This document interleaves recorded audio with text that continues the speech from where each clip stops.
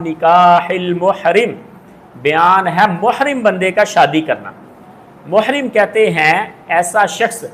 جس نے حج یا عمرے کا احرام باندھا ہو۔ عمرے کا احرام تو چلیں زیادہ سے زیادہ 10 گھنٹوں کے لیے ہوتا ہے کہ آپ کا سفر اس میں شامل کیا جائے، 3-4 گھنٹے کا پروسیس ہوتا ہے عمرے کا، اس کے بعد احرام کھول دیا جاتا ہے۔ عموماً یہ معاملات پیش آتے ہیں حج کے سفر میں کہ حج کے سفر کا آپ نے احرام باندھا اپنے شہر سے، اور آپ کے شہر سے حرم کا مکہ مدینہ کا سفر آپ کے احرام کے بعد 1 مہینے کا، پھر وہاں جا کے آپ نے کوئی 10 دن حج کے شروع ہونے کا انتظار کیا، 40 دن ہو گئے، 3-4 دن حج کو لگ گئے، یعنی آپ نے 45-50 دنوں میں راستے میں آپ کو نکاح کی ضرورت پیش آئی، تو کیا آپ نکاح کر سکتے یا نہیں کر سکتے؟ حضرت صاحب اس چیز میں تو کوئی اختلاف ہے ہی نہیں کہ محرم بندہ ہم بستری نہیں کر سکتا، بیوی کے پاس نہیں جا سکتا۔ یہاں نکاح سے مراد صرف اور صرف ایجاب و قبول ہے کہ کیا ایجاب و قبول بھی کر سکتا ہے یا نہیں کر سکتا محرم۔ اس بارے میں دین ہماری کیا رہنمائی کرتا ہے؟ ابن عیینہ کہتے ہیں اخبرنا عمرو قال حدثنا جابر بن زید قال انبانا ابن عباس رضی اللہ عنہما، عبداللہ ابن عباس نبی کریم صلی اللہ علیہ وسلم کے چچا کے بیٹے، وہ فرماتے ہیں تزوج النبی وہو محرم، نبی کریم صلی اللہ علیہ وسلم نے حالت احرام میں نکاح کیا ہے سیدہ میمونہ کے ساتھ، جو عبداللہ ابن عباس کی خالہ تھی، ان کی والدہ کی بہن۔ اور عبداللہ ابن عباس کہہ رہے ہیں کہ نبی کریم صلی اللہ علیہ وسلم نے حالت احرام میں شادی کی ہے، جبکہ نبی کریم صلی اللہ علیہ وسلم نے حالت احرام میں نکاح کرنے سے منع فرمایا۔ تو اب اس مسئلے کو لے کے صحابہ میں بھی اختلاف موجود تھا اور بعد میں بھی اختلاف رہا۔ تو حضرت صاحب سیدنا عثمان رضی اللہ تعالیٰ عنہ کی روایت ہے کہ لا ينکح المحرم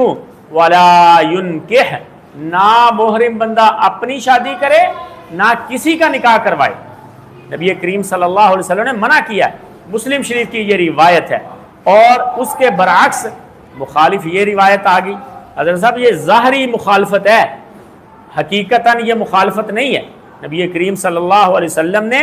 حالت احرام میں نکاح کرنے سے منع کیا، تو پھر عبداللہ ابن عباس کہہ رہے ہیں نبی کریم صلی اللہ علیہ وسلم نے خود کیا۔ تو حضرت صاحب اس کا جواب یہ ہے کہ عبداللہ ابن عباس کے علاوہ جتنے بھی صحابہ ہیں سارے کہتے ہیں کہ نبی کریم صلی اللہ علیہ وسلم نے حالت احرام میں نکاح نہیں کیا تھا۔ عبداللہ ابن عباس کو وہ کہتے ہیں غلط فہمی ہوئی تھی، عمر کے چھوٹے تھے، ان کو غلط فہمی ہوئی کہ نبی کریم صلی اللہ علیہ وسلم نے حالت احرام میں نکاح کیا ہے، لیکن یہ تھے نبی کریم صلی اللہ علیہ وسلم کی اس وائف کے، اس بیگم کے بانجے، اس لیے ان کی بات کی اہمیت ہے۔ تو حضرت صاحب نبی کریم صلی اللہ علیہ وسلم کی اس بیگم کا ایک اور بانجا یزید بن اسم بھی ہے،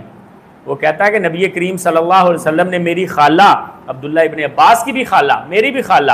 سیدہ میمونہ سے جب شادی کی تھی، تزوج میمونۃ وہو حلال، تو نبی کریم صلی اللہ علیہ وسلم حالت احرام میں نہیں تھے۔ اس روایت کو دیکھ کر اور باقی سارے صحابہ کی روایات کو دیکھ کر یہ مسئلہ سمجھ آتا ہے کہ عبداللہ ابن عباس کی یہ روایت شاذ ہے،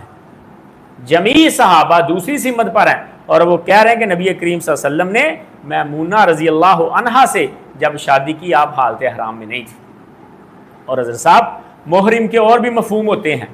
محرم کے اور بھی مفہوم ہوتے ہیں، بسا اوقات حرمت والے مہینے میں موجود شخص کو بھی محرم کہا جاتا ہے۔ اور امام طبری رحمہ اللہ کہتے ہیں کہ ہمارے ہاں درست بات یہ ہے کہ محرم بندے کا نکاح فاسد ہوگا، کیونکہ نبی کریم صلی اللہ علیہ وسلم نے فرمایا محرم بندہ شادی نہ کرے۔ اور وہ کہتے ہیں کہ عباس رضی اللہ تعالیٰ عنہ کو نبی کریم صلی اللہ علیہ وسلم نے اپنے نکاح کے لیے بھیجا تھا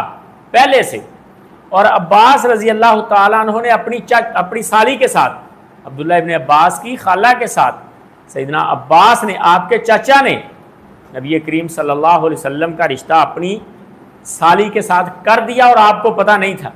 اگر محرم بندے نے پہلے سے کہیں نکاح کا پیغام بھیجا ہے اور حج یا عمرے پہ چلا گیا، پیچھے سے نکاح کنفرم ہو گیا، پکا ہو گیا، یا انہوں نے کہا جی ہمیں قبول ہے، تو حضرت صاحب اس میں محرم کا کوئی گناہ نہیں، وہ حالت احرام میں تو شادی نہیں نہ کر رہا۔ تو مسئلہ یہی سمجھ آیا